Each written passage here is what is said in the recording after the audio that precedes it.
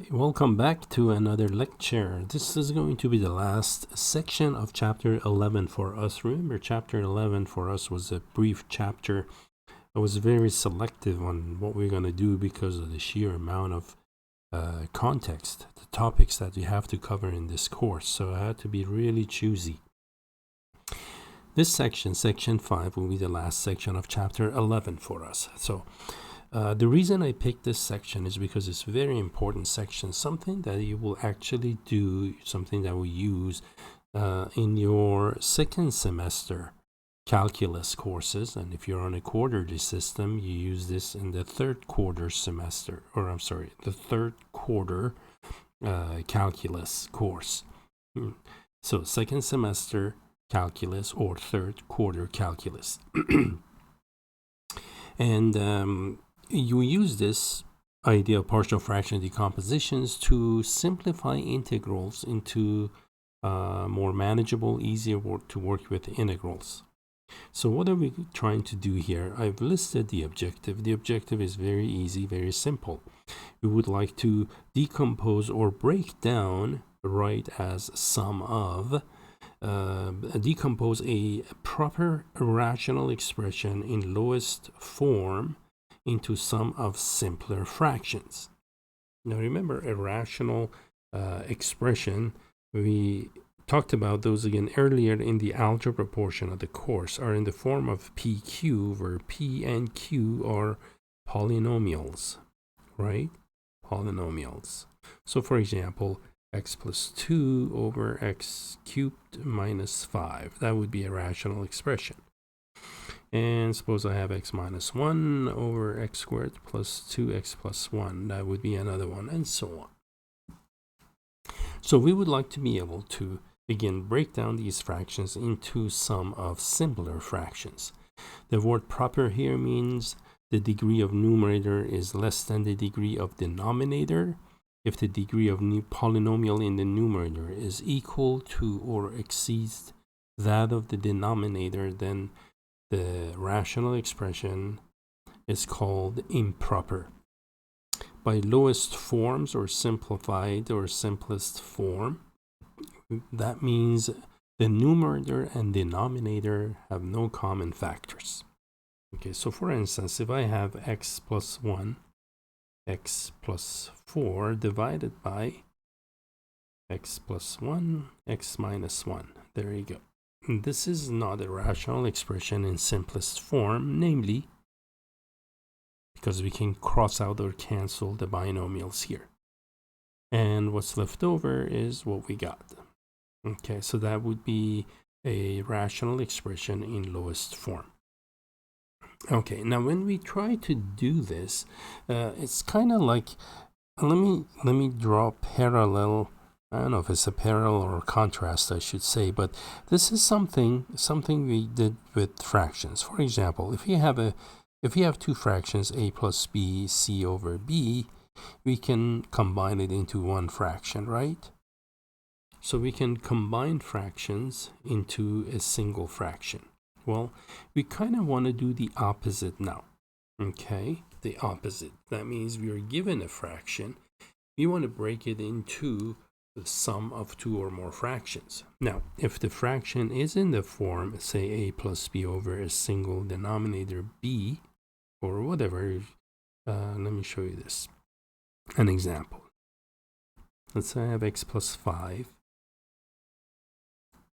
Actually, let me make it a little easier. X squared plus 5x plus 4 divided by 2x minus 7, something like that. It is possible for me to break this into fractions like these. For instance, I can write it as x squared plus 5x over 2x minus 7, and then 4 over 2x minus 7. So that we can do. The idea here is exactly what we're about to do here. But the idea here is that, what if I have something, for instance, like the following? What if I have x plus 1 over x plus 3 quantity squared? How can I write this, for instance, as the sum of two fractions, where it has a numerator and some denominators here? Okay, so that's the task we want to do. Okay, and the kind of breaking into fraction is not this kind. We don't want to write it as x over x plus 3 squared plus 1 over x plus 3 squared.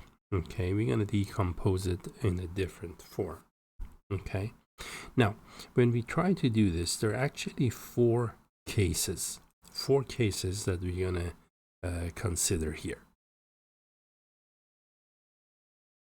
So here's case 1. We're going to decompose or break up p over q. P over q here is the rational expression. Okay, p over q, where q has only non-repeated linear factors. Now q is the denominator here, right? The denominator of the rational expression. So this is case 1 again, where the denominator has non-repeated linear factors. All right, now these nonlinear factors each are in the form, say, x minus a1, x minus a2, and so on, up to however many linear factors there might be. Okay, and remember q is the denominator. And the a's are constants. Okay. Now, the a's are not here equal. That means, for instance, we don't have x minus 3x, and x minus 3 like that. We don't have anything like that. Okay. So the constants are different. So we get two, in other words, we have different linear factors here. Okay. And that's the denominator. The numerator, of course, I already mentioned, the numerator, degree of numerator must be less than the denominator. So it doesn't matter what the numerator looks like. Now, when that is the case, it turns out that we can actually write the rational expression p over q as a finite sum, more specifically as n fractions. Now, if you look at the denominator of each fraction, it's going to be a linear factor. Okay, and the numerators are constants, a1, a2, up to a sub n. Okay, so however many fractions there might be. So let's actually look at an example of this case. So this is going to be example. I'm just going to say case 1. So for this example, suppose I have x divided by x minus 1 times x minus 2. Notice I have two distinct linear factors, and they are non-repeated. That means I don't have, for example, x minus 2, x minus 2, x minus 2 like that. See, those are repeated now. So we don't have those. So we do not have repeated linear factors in the denominator. Now, according to this formula that we have, there's going to be two partial fractions. We're going to have a fraction for each factor in the denominator. The form of the first fraction is going to be a1 over x minus 1 and a sub 2 divided by x minus 2. And there you go. And this is how we're going to decompose or break this down into sum of two fractions. Okay, now the question is, what should a's be, a1, a2 be, in order for this fraction on the right side equal to the single fraction on the left side? So what I'm going to do next, I'm actually going to combine the right side. Okay, when we combine, we do need to choose LCD. So I'm just going to show details of this work for those who need to see. Some of you may not need so much detail, but I rather have detail for those who need it, so the video is useful for them. Okay, and here's x minus 2. Notice because the denominator of the first fraction doesn't have x minus 2, I multiply top bottom by x minus 2. What I'm trying to do is I'm trying to combine with the LCD. The LCD is x minus 1 times x minus 2. Plus, that's going to be a2, a sub 2 over x minus 2. I'm going to multiply the top bottom of this one by the missing factor of the LCD, which is x minus 1. And there you have it. So in effect, all I've done is I built both fractions to the denominator, which is the LCD on the left side. Okay, now look at this whole equation. So you have a single fraction on the left, sum of two fractions on the right. Now the only way the left and the right side will equal to each other is if x would equal to, on the left, the numerator is going to equal to a1 x minus 2 plus a2 x minus 1, correct? In fact, if you want, we can combine the right side into a common denominator, x minus 1 x minus 2, and when we do, this will be the numerator of it. So it's like equating the numerator of the left with the numerator of what's on the right side. All right. Now at this point, I need to determine the values of a1 and a sub 1, a sub 2. Two ways we can do this. Let's say method 1. Method 1 is to actually form system of equations, something we did in the previous lecture. Okay, so here's how this works. On the left side, notice I have x. So I can write it as 1x. Isn't that still x? Right? 1x is x. So that's what I have on the left. And there is no constant on the left side. So if it's okay, I'm going to write plus 0. True? So 1x plus 0, that's just x. That's the left side. Now, what do I have on the right side? On the right side, when you distribute a sub 1 and a sub 2, you're going to get a1x plus a2x, right? The first distribution from the left of a1 and a2. And then I can factor the x out. So the coefficient on x on the right side is a1 plus a2. True? That's the coefficient on x. And then if I complete the distribution, I'm going to get negative 2a minus a sub 2. That should be the constant, right? I'm just going to say that's plus negative 2a1 minus a2. So I grouped the x terms and I grouped the constants together. Now, look at the left and the right side. Here's the x term on the left. Here's the x term on the right side. In order for the left and the right to be equal, the coefficient on x on the left should be exactly the same as the coefficient on x on the right side. Furthermore, the constant that is on the left side should equal to precisely the constant on the right side. True? And therefore, that's going to give me a pair of equations. Here's how they're going to go. The coefficient on x, that means a1 plus a2 on the right side should equal 1 on the left side. And the constants on the right, that's the sum of negative 2a1 minus a sub 2. That should equal to 0. True? Notice we have two equations, two unknowns, and we can solve this. So how am I going to solve this? I'm just going to add the two equations together. I mean, this one is so trivial. When you just add the two equations together, what do we get? We get a negative a1 equals 1, so that a1 is negative 1. And there you go. We solved the first variable in the system. a1 is negative 1. Once we know the value of a1, a sub 1, we can substitute in here or go in here, doesn't matter. And we can solve for a2. I'm going to go to the first equation. The first equation reads negative 1 plus a2 is 1. Add 1 to both sides, and a sub 2 is equal to 2. And there we have this one. So we were able to solve for the constants a sub 1, a sub 2. And we're going to go back up here in the original statement that we created. And we're going to substitute those numbers. Therefore, we can write, let me just say the problem was x over x minus 1.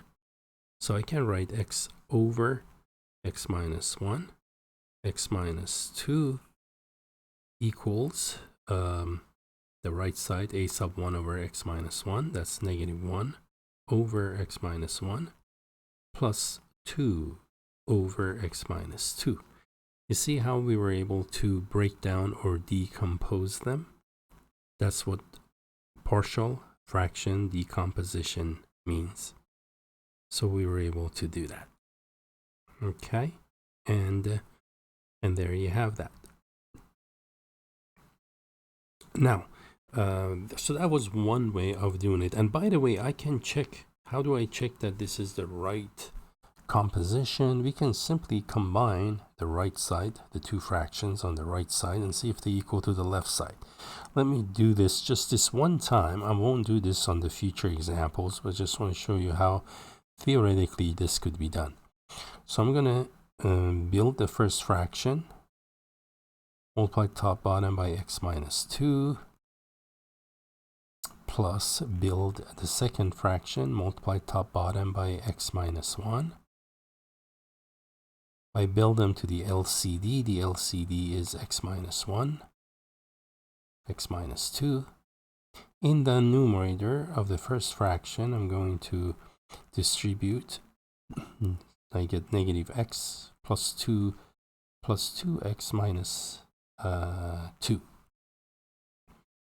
Okay, and then we can combine them. Well, 2x minus x, that's just x. 2 and negative 2 are opposites. They add to 0. And in the denominator, we just have the LCD. Now look at this expression on the right and look at the left side. They look exactly the same. You see that? So this is what we want to do. We want to break or decompose a rational expression into some of simpler fractions.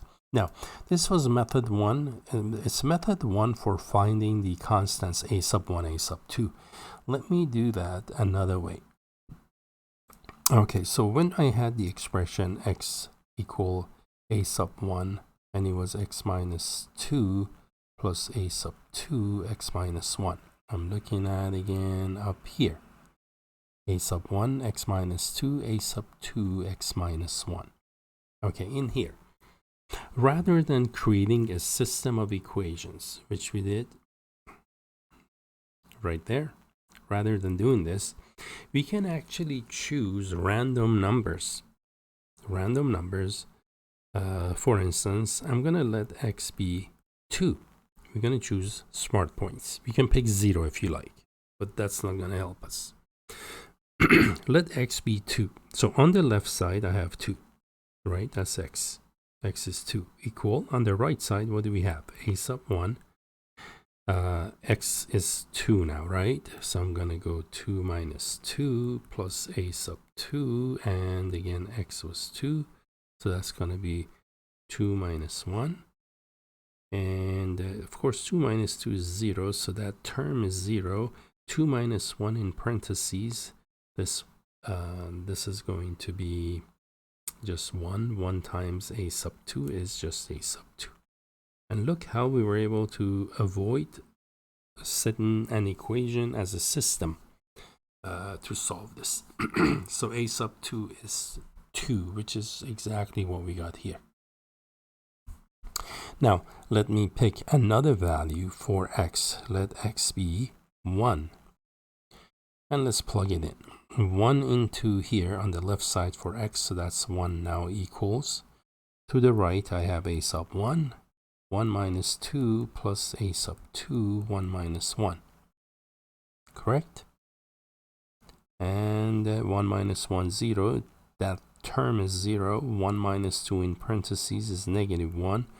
So that means negative a is 1. That means a is negative 1. See that? And there we have it. We get the exact same result as before. A sub 1 was negative 1, a sub 2 was 2, and we got the exact same outcome. So this is how you can work this. Again, this is the answer. What's boxed in is the answer to what we wanted to do. We again managed to decompose the fraction into two simpler fractions. Now let's take a look at our next case is case 2. So let me bring this one up and we work an example for this one next. Okay, let's take a look at the second case, case 2. Case 2 is kind of like case 1. The key difference between case 1 case 2 is that we have now repeated linear factors in the denominator. Okay, repeated linear factors in the denominator. So how are we going to work this? Well, according to what you see on the screen for case 2, depending on the multiplicity of the denominator, that's n, multiplicity of the repeated linear factor, we're going to have n partial fractions for that. So if n is 2, you're going to have the first 2 fractions here. If n is 3, you're going to have 3 fractions. It's going to be a sub 1, a sub 2, a sub 3. The denominator is going to be x minus a squared, x minus a cubed, and so on. So that's how it's going to be. Let's take a look at an example of how we're going to handle this. So for this case, number 2, let me fix this up. Let's take a look at this example. So in this example, which covers case 2, I have a simple fraction on the left is x squared in the numerator. And in the denominator, we have x plus 1 times x minus 1 squared. Now notice the repeated factor here is x minus 1. Okay, not x plus 1. So the example that you're looking at is a combination of two cases, case 1 and case 2. Okay, now let's see how we're going to break this up. Well, case 1, because I have a non-repeated linear factor of x plus 1, so I'm just going to dedicate one fraction to that. All right, that's that one. And then we move on to a repeated linear factor. The linear factor is now x minus 1, and we're going to have 2 partial fractions for that in the form of a sub, a constant over linear factor, a constant over linear factor squared. And by the way, look at that linear factor squared right in here, or in my example. The denominator is actually a quadratic now, right? But the numerator is still a constant. So that's how we decompose this one. Our job is to find a1, a sub 1, a sub 2, a sub 3. Okay? Just call them a1, a2, a3. That's what we need to find out. So what I did next is the following. I set up each of the fractions, and what I've done actually is this. Look at the first fraction and look at it in here. I have built each fraction into so the denominator looks like the LCD. You see that? So that's what I'm doing for each fraction. The first fraction has a denominator of x plus 1. So what it needs is x minus 1 squared in the denominator to become the LCD. So I went ahead and multiplied the bottom and the top by x minus 1 squared. And I did the same thing for the middle fraction and the last fraction. Look at the middle fraction. It has a denominator of x minus 1. So what it needs is another factor of x minus 1 and an x plus 1 to become the LCD, right? So that's how I got this one. And for the last one, it has a denominator of x minus 1 squared. It needs the missing factor of LCD is x plus 1. And therefore, I multiply top bottom by x plus 1, and this is what I got. And that is how this long expression was formed. What I need to do next is I need to combine fractions on the right side. And I did in the next step. Okay, now before I actually cross them out, this is what they're going to look like. Here's the LCD at the bottom. True? You have the LCD on the bottom. And in the numerator, I just combined these 3 fractions.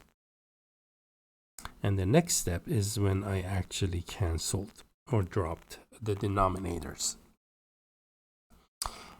And another thing I did was the following. I went ahead and rewrote the numerator of the first fraction on the left side as x squared plus. The missing terms were the x term and the constant, so I show both of them with a coefficient of 0. And then on the right side, I simply squared the binomial x minus 1 squared. I got that. Multiplied x minus 1, x plus 1. Got that. And here's the last one. So that's what I did in the next step. And then the step after that, what do we do after that?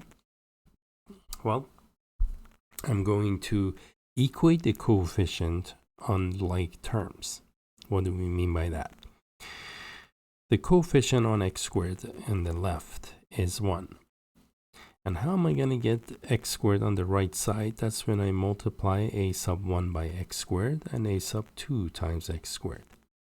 Those two combined, they're like terms. So you add a sub 1 plus a sub 2. And that becomes the coefficient on x squared. And then we're going to equate those together. Look at the x term.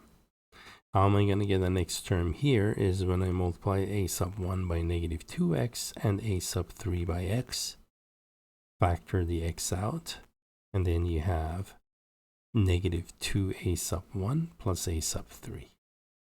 And that's what that one becomes. And finally, for the constant on the left is 0 because all I had was x squared, no constant, so it's 0. If you look at how I'm going to get the constant on the right side, that's when you multiply the a's by the constant within parentheses. And I did that. You equate those coefficients. And then the next step is to actually set up a system of 3 equations and 3 unknowns. Okay, so here's how the 3 equation and 3 unknowns come about. A sub 1 plus a sub 2, the coefficient on x squared is 1. Then the coefficient on x, negative 2a1 plus a3 is 0, and the constants should be 0. And that's how we get 3 equation, 3 unknowns. Now you could solve 3 equation, 3 unknowns by elimination, substitution if you like to, but we don't really have to get bogged down into details of solving this, and the reason is the following. We can make it go a little faster by simply choosing a smart point, a smart value for x. And you can literally let x be anything. You can let it be 0, 1, 2, 3, 5, negative 4, anything. Has nothing to do with the domain of the rational expression. So the domain, for example, here, remember, if x is negative 1, I get division by 0. And if you recall, division by 0 is undefined. So I'm really not allowed to have negative 1 in this fraction. However, for what we do, this next step, I'm actually going to let x be 1. And what I'm going to do is I'm going to plug in 1 on the left side as well as everything on the right side. Anywhere you see an x, let it be 1.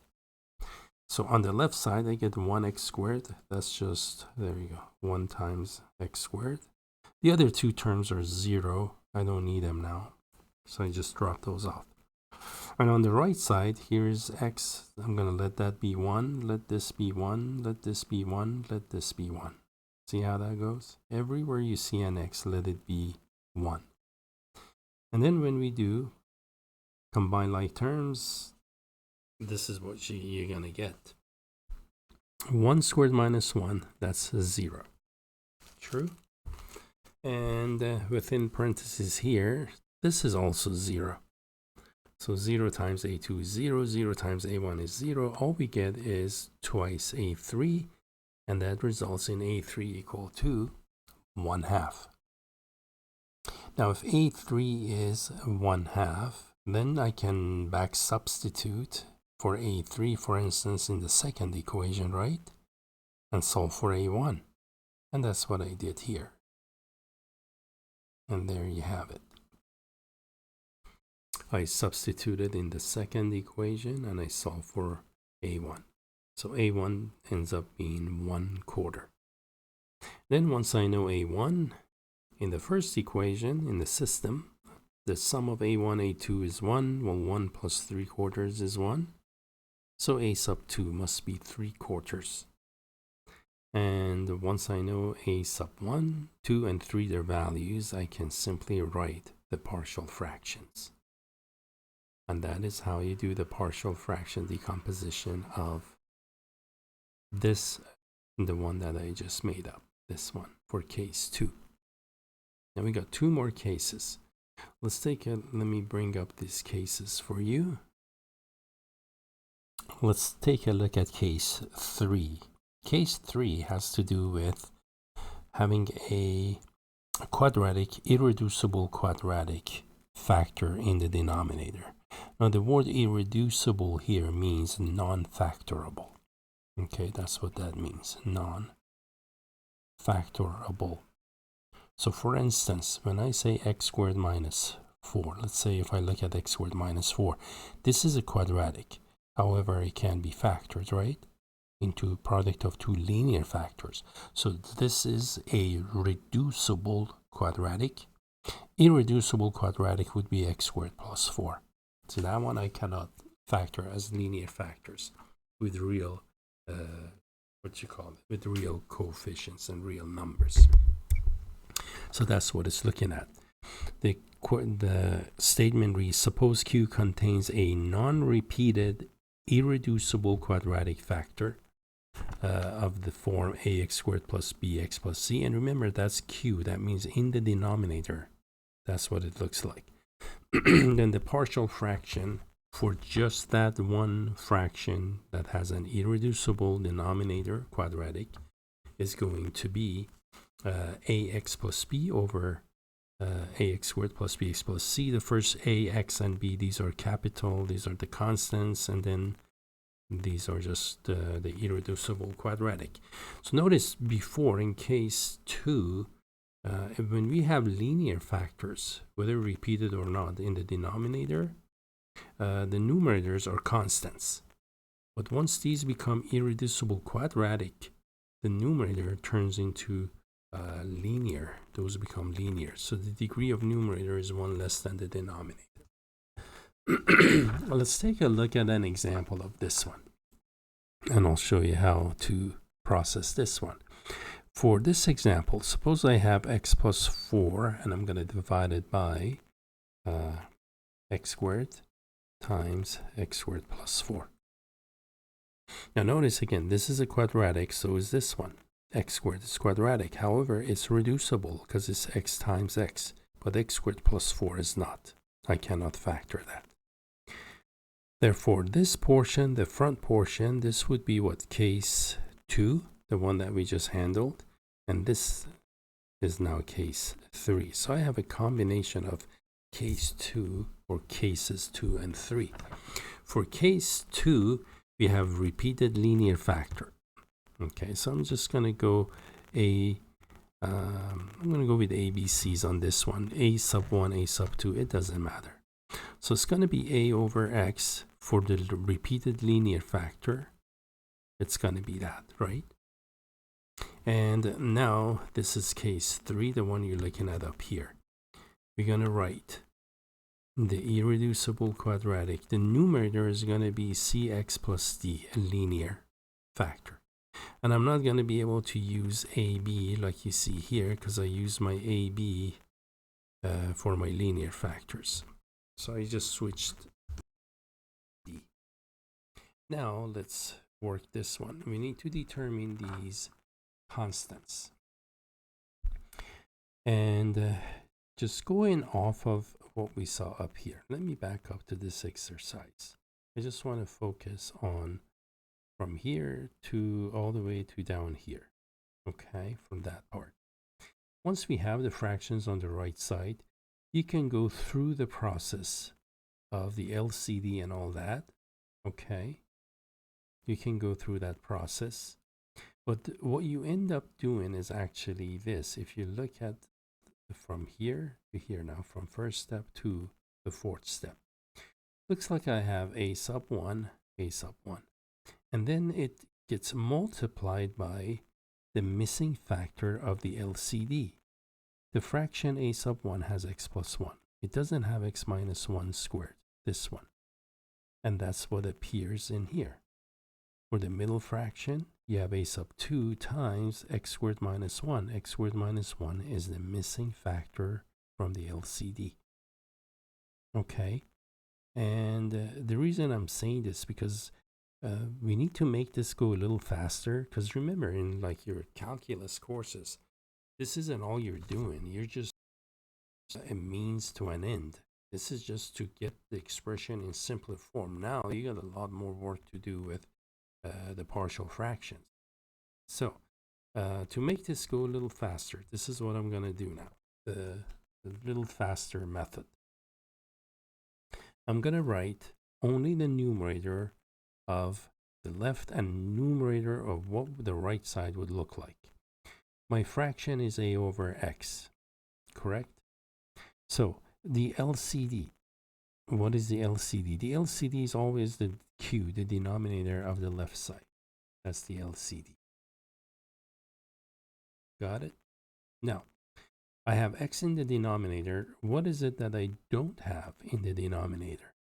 That's what a gets multiplied by. What I don't have in the denominator is another factor of x to make it x squared and x squared plus 4.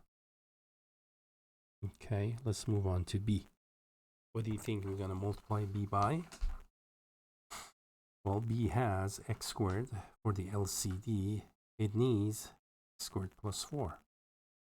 Remember, we're skipping from like step 1 to step 4 here. Skipping 2 steps for you. Because we really need to get a little faster in this. And then what about cx plus t? What will that get multiplied by? Its denominator has x squared plus 4 of the LCD. It needs x squared. You multiply by x squared. And there you have it. We just bypassed all of this. Okay, which is time consuming.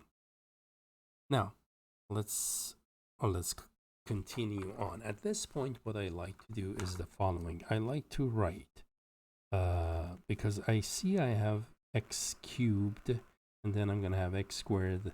So it looks like I'm going to have a third degree polynomial. Okay, so on the left side, I'm going to write 0x cubed plus 0x squared plus x plus 4. That's my fourth degree polynomial with coefficient 0 on x cubed, x squared. So that's just still x plus 4. And on the right side, let's distribute.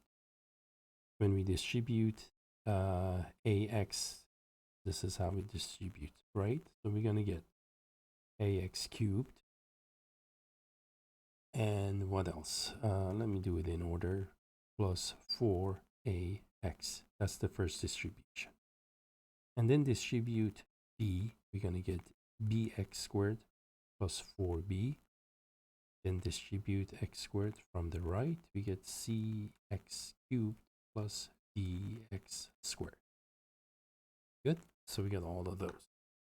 Now, let's combine like terms on the right side. My right like terms are x cubed terms.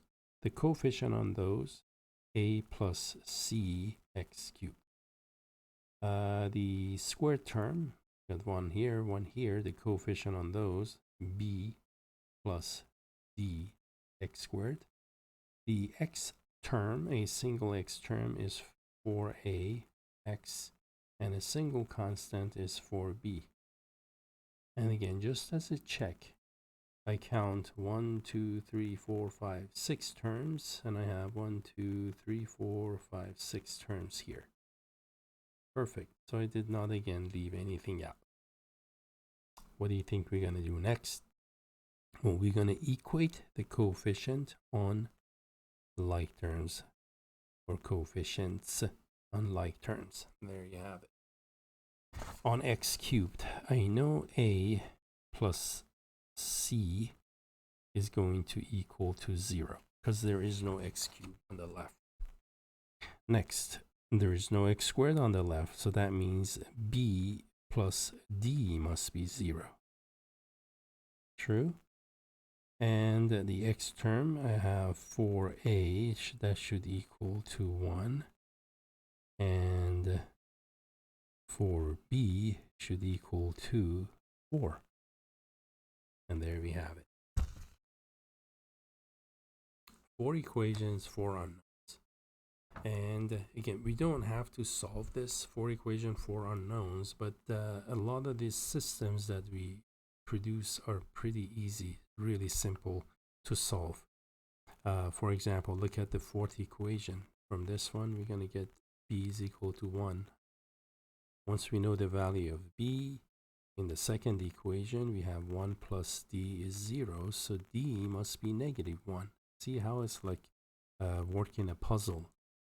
And what about a from the third equation? Well, a is 1/4. Cool. A is 1/4, and a plus c is 0, so c must be negative of a. In other words, they're opposites, therefore c must be negative 1/4. See how easy I could solve the system? And you can also pick a number for x. And this one's pretty easy. I mean, this is the easiest way I would do it. I would stay with this. But if it's more complicated system, you can pick just random numbers for x. Like I would let x be 0 and see what happens to both sides, and that would solve for some variable. But we have all that we needed. We know the values of a, b, c, and d, and we can now plug it back into the original statement we had, a over x, b over x squared. So I'm just going to say that p over q here. Remember, the left side is what p over q is going to be. That's going to equal to, it was a over x, b over x squared. 1/4 over x plus b was 1 over x squared plus cx, that's negative 1/4 x minus 1 divided by the binomial, the irreducible quadratic x squared plus 4. And there we have that one.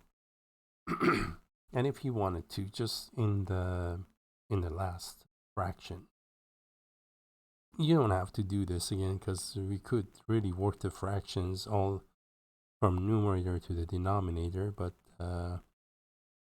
there you go. I can write the numerator here as, if I factor negative 1/4, I get x plus 4 divided by x squared plus 4 here. There you go.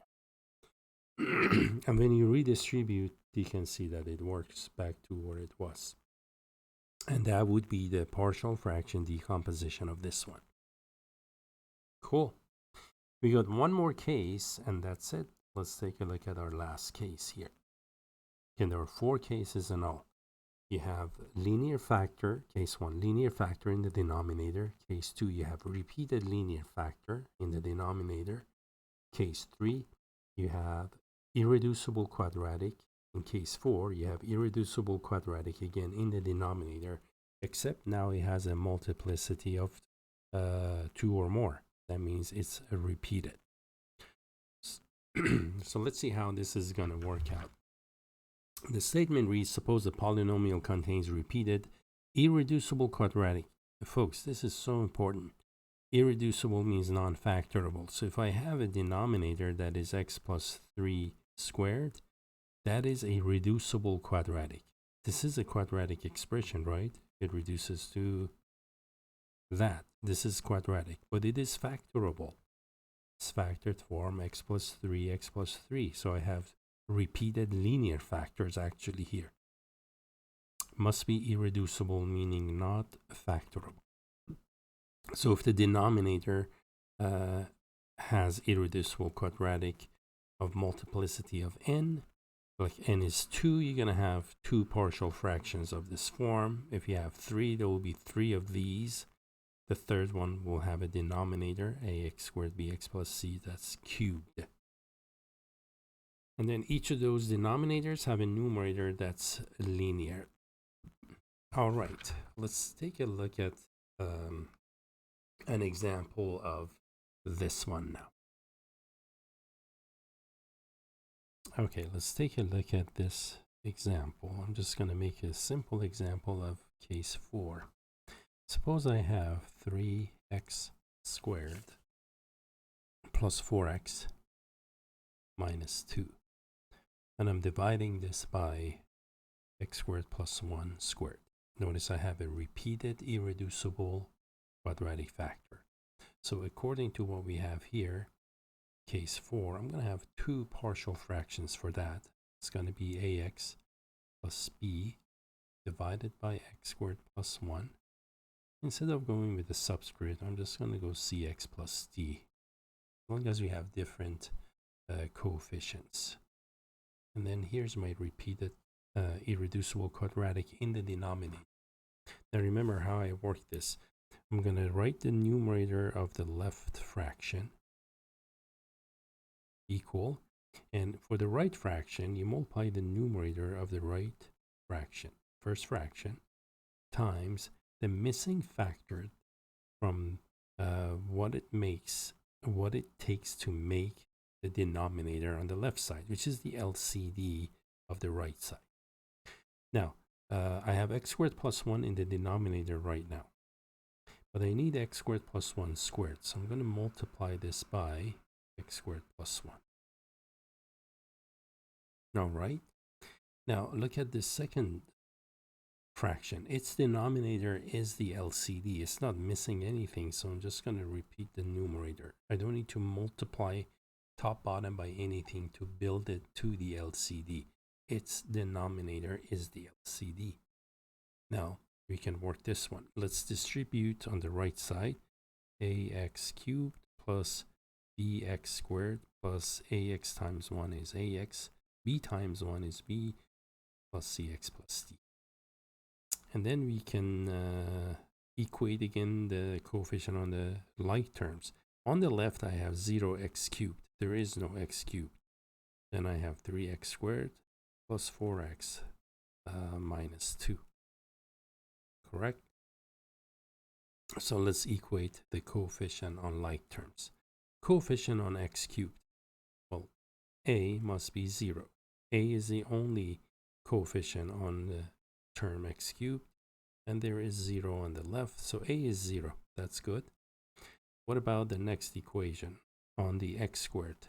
Well, there's only one x squared term on the left, one on the right. That means b must be 3.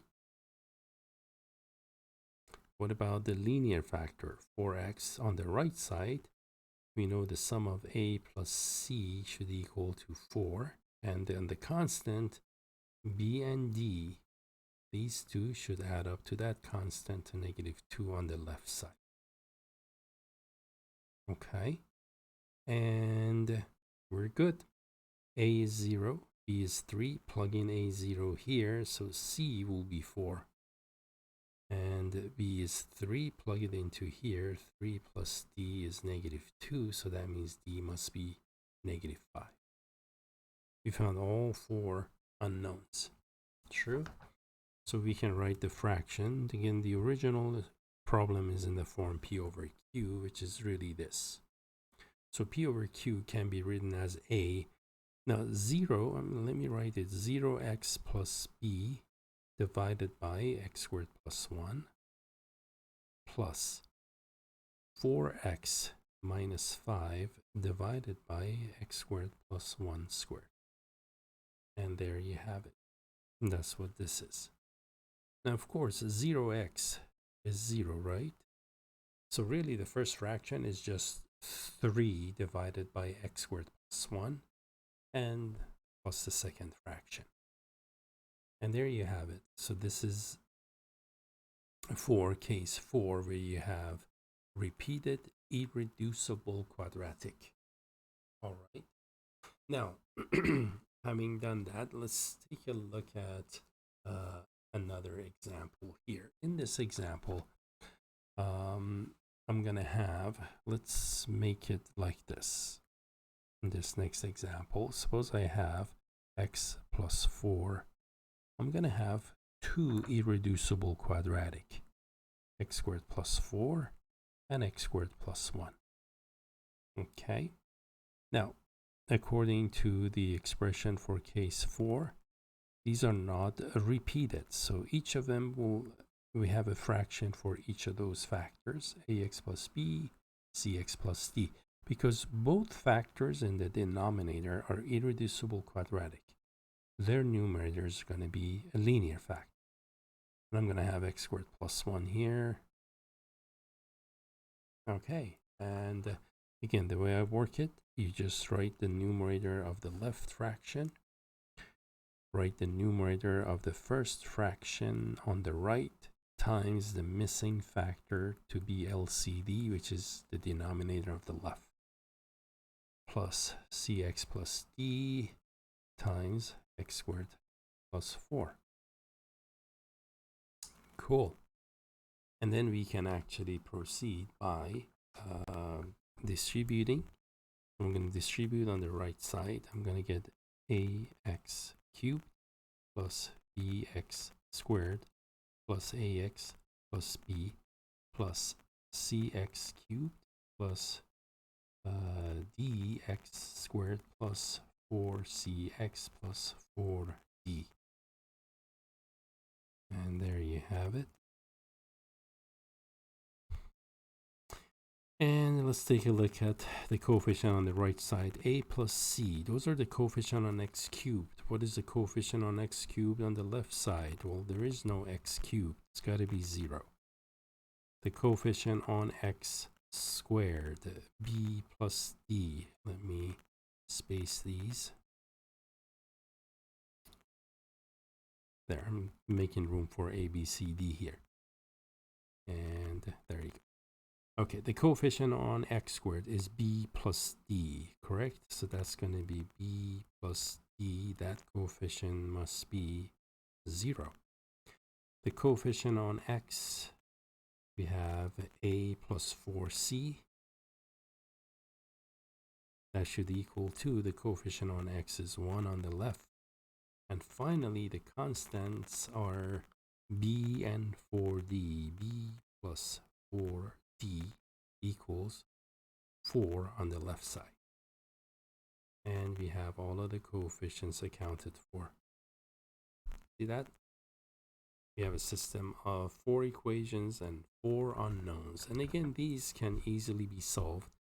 I'm going to set up the second equation and the fourth equation. I'm going to pair them together because they both have b and d in them. Oops, that's a 4. And I'm going to eliminate, use elimination method. I'm going to multiply the top by -1 and add the two equations. So when we do, the b's cross out, right? Because you get negative b on top, b on the bottom. I'm adding them. Negative d on top, 40 on the bottom makes 3d. -1 by 0 is 0 and 4 is 4. Therefore, d is 4/3. Done with that.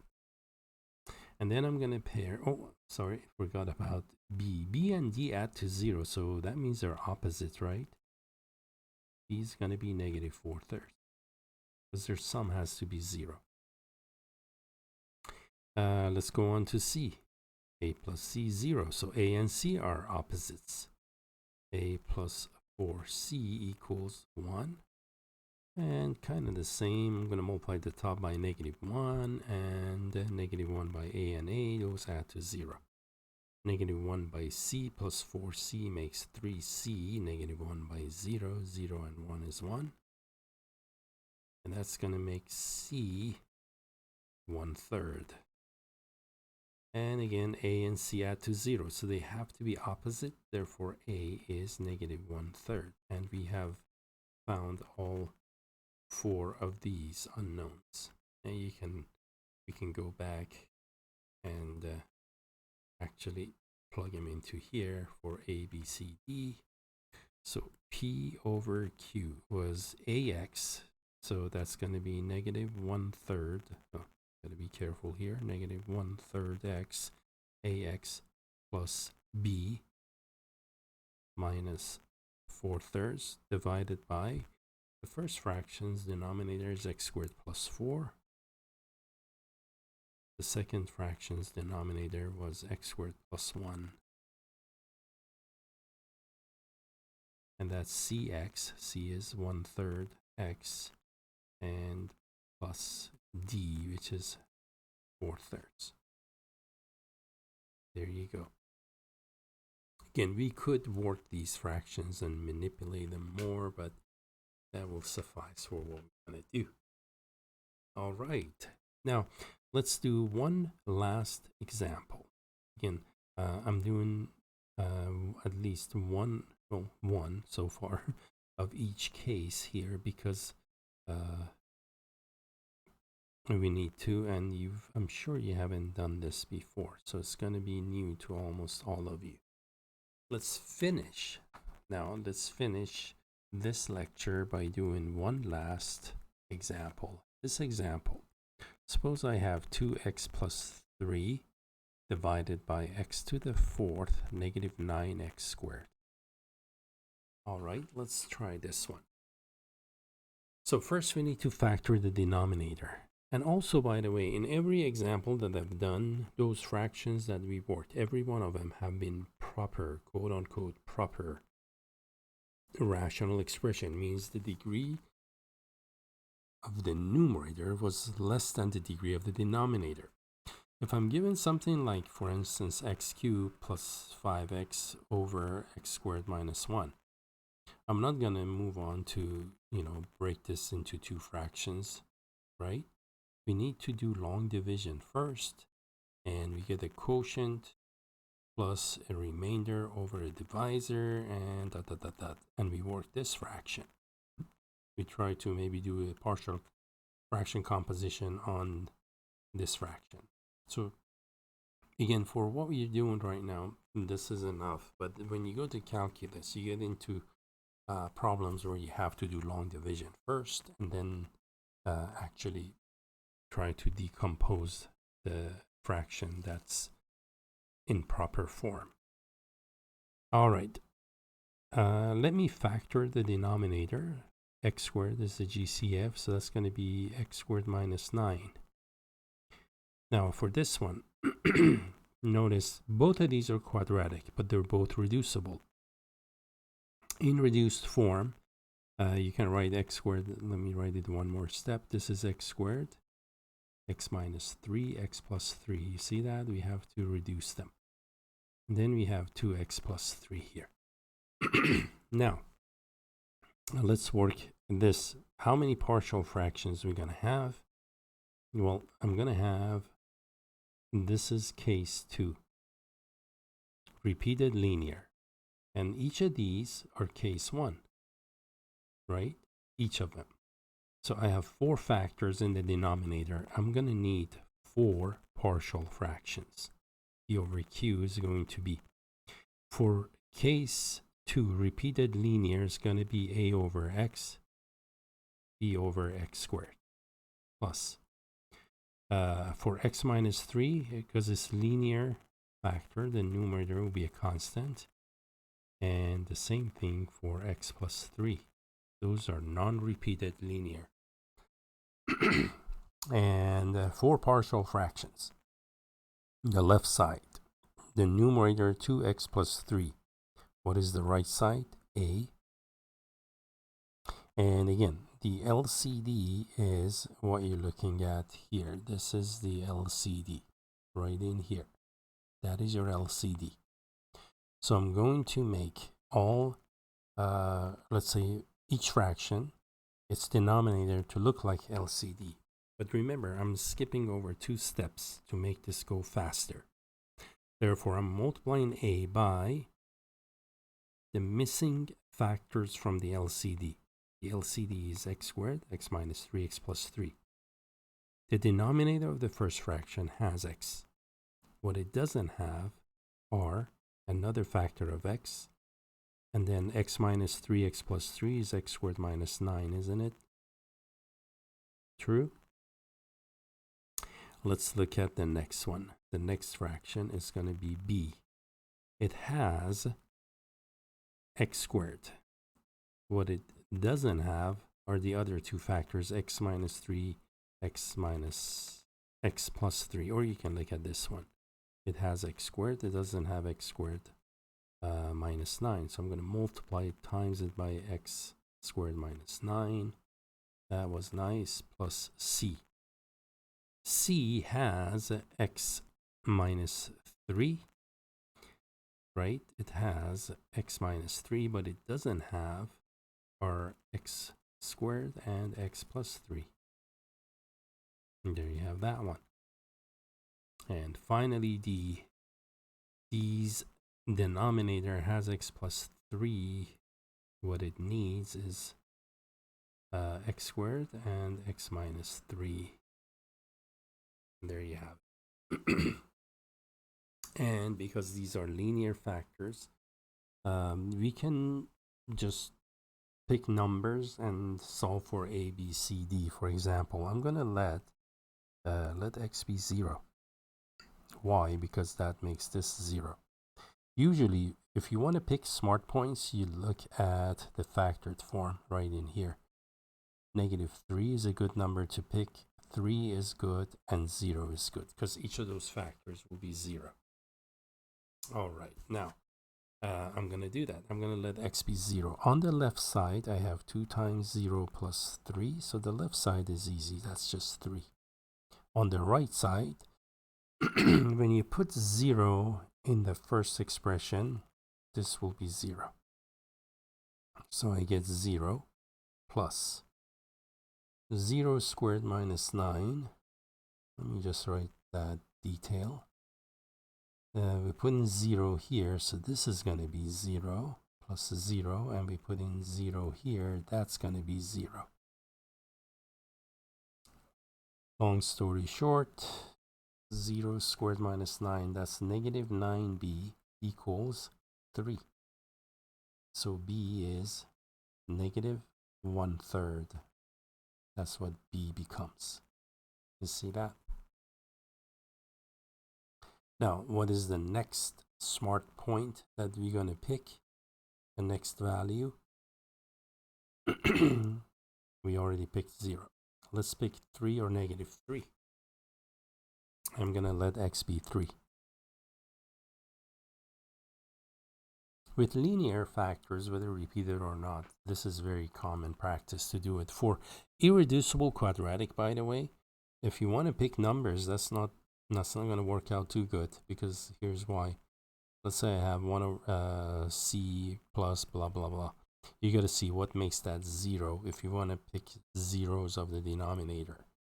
And x squared plus 1, 0, so x would be plus minus I, right? Square root of -1. So you're going to end up picking complex numbers. That's not going to work out too good. Of course, you can always pick random values for x2. Let it be 0, 1, 2, -1, whatever, and see if that helps. Depends on the problem, really. So I'm going to let x be 3 now. On the left side, I'm going to have 2 times 3 plus 3, right? I'm looking at the left side. That's what I get.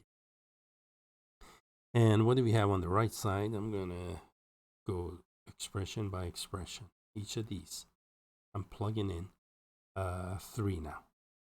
Okay. So it's going to be a times 3. And for 3, this is going to be 0 because that's 3 squared minus 9, right? So it's going to be 0.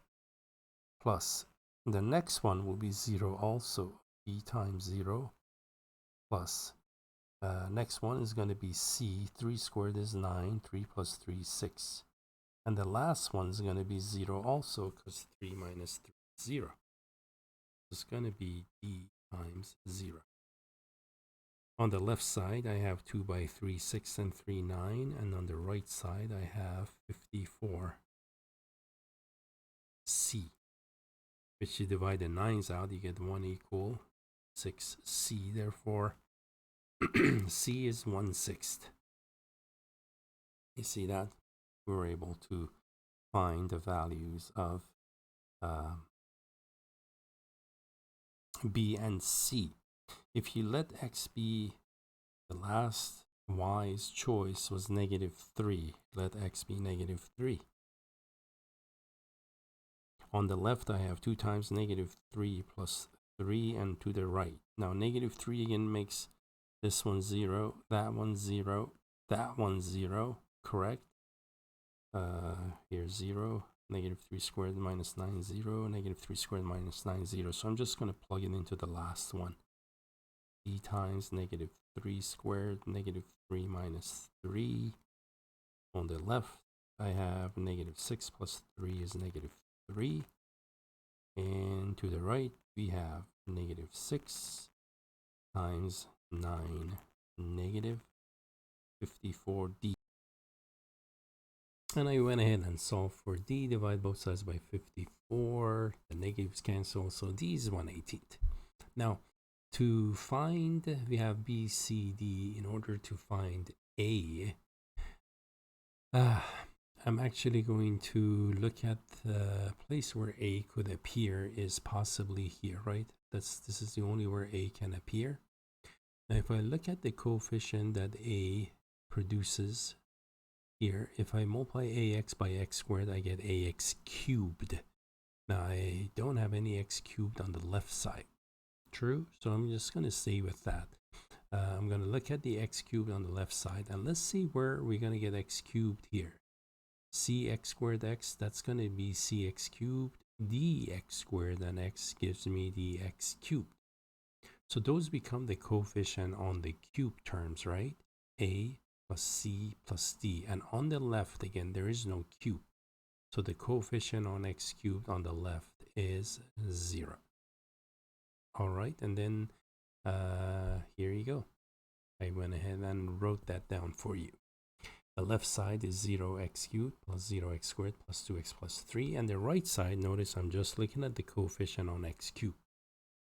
Plus, I'm going to have all those other terms, but I really don't need those other terms, right? On the right side, we don't need those.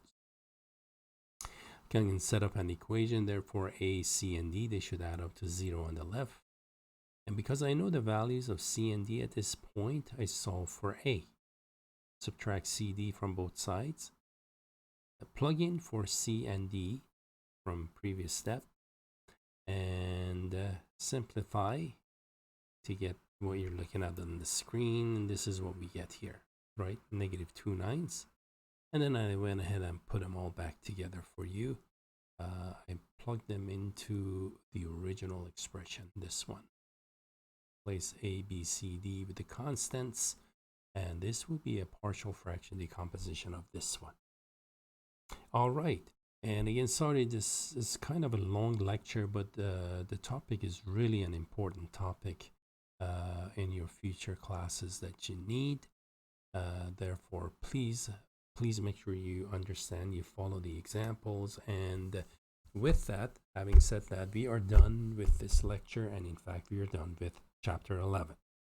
So thank you as always for watching, and hope to have you in another video with me. Take care, everyone. Goodbye.